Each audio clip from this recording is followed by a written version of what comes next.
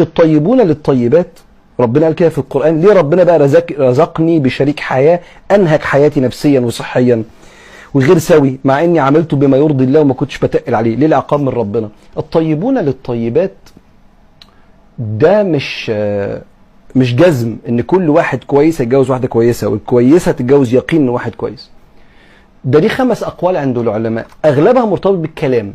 ربنا في سورة النور بيقول: إن الذين يرمون المحصنات الغافلات المؤمنات لعنوا في الدنيا والآخرة، اللي بيتهموا الستات في شرفهم يعني، لعنوا في الدنيا والآخرة ولهم عذاب عظيم يوم تشهد عليهم ألسنتهم وأيديهم وأرجلهم بما كانوا يعملون يومئذ يوفيهم الله دينهم الحق ويعلمون أن الله هو الحق المبين.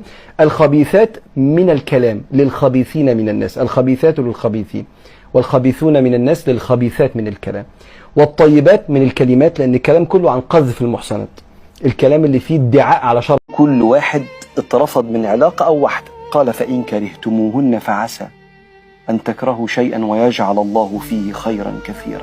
ممكن حد يكرهك ويرفضك ويكون رؤية ربنا ليك إن أنت فيك خيرا كثيرا، لكن التاني هو اللي مش شايف.